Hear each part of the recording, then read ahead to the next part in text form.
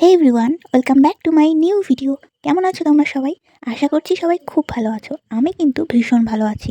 অনেক দিন হলো তোমাদের সঙ্গে কোনো ব্লগ ভিডিও শেয়ার করা হয়নি। আজ কিন্তু একটা স্পেশাল দিন, তাই ভাবলাম তোমাদের সঙ্গে একটা ব্লগ শেয়ার করা যেতেই পারে। আমার পেছনের ডেকোরেশনটা দেখে নিশ্চয়ই বুঝতেই পারছো। হ্যাঁ, আজ আমার বরের বার্থডে। যে আমার জন্য সব কিছু করতে পারে, তার কথা ভেবে তার এই স্পেশাল দিনটার জন্য আমি এইটুকু করতে পারবো না, সেটা কি করে হয়। বেলুনগুলো আমি আগেই ফুলিয়ে নিয়েছি।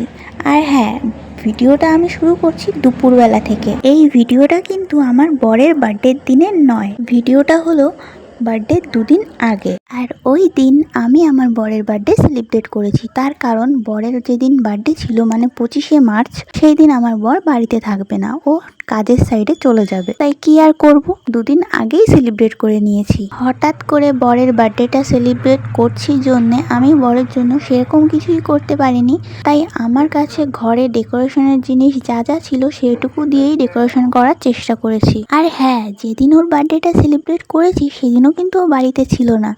সকালবেলায় আমি যা যা রান্না করব বলেছিলাম সেগুলো এনে দিয়ে ও কাজে বেরিয়ে গিয়েছিল, আর এসছে বিকালবেলায়। ও কিন্তু বিকালে বাড়িতে এসে চুপচাপ বসে থাকেনি।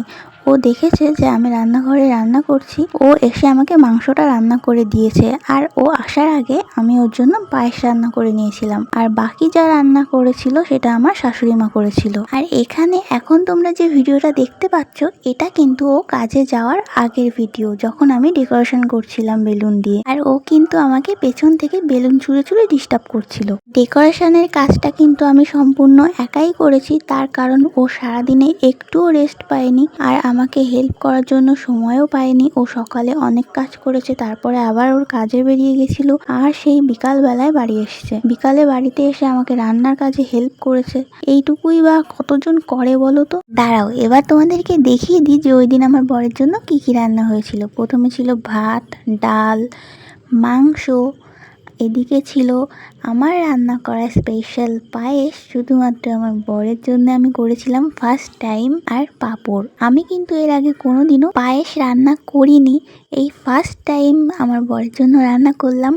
আমি রান্না করার আগে আমার মাকে ফোন করে নিয়েছিলাম, ফোন করে জেনে নিয়েছিলাম যে কি করে রান্না করতে হয়। মা আমাকে বলে দিয়েছিল, আর আমি সেইভাবেই রান্না করেছিলাম। সবাই খেয়ে বলেছে পায়েসটা খুব সুন্দর হয়েছে। আসলে কি বলো তো, অনেকটা ভালোবাসা আর যত্ন নিয়ে তুমি যে কাজটাই করো না কেন, সেটা খুব ভালোই হয়। এই হলো আমার বর, বার্থডে বয়। এবার তোমরা বলো তো যে আমি আমার বরের জন্য যে ডেকোরেশনটা করেছি সেটা কেমন হয়েছে। হ্যাঁ, হয়তো সারাদিনের ভিডিওটা আমি পুরোটা তোমাদের সঙ্গে শেয়ার করতে পারিনি, যতটুকু পেরেছি ততটুকুই শেয়ার করেছি। সারাদিনের পুরো ভিডিওটা শেয়ার করতে গেলে ব্লগটা অনেকটাই বড় হয়ে যেত, আর সেটা তোমাদের দেখতেও ভালো লাগতো না।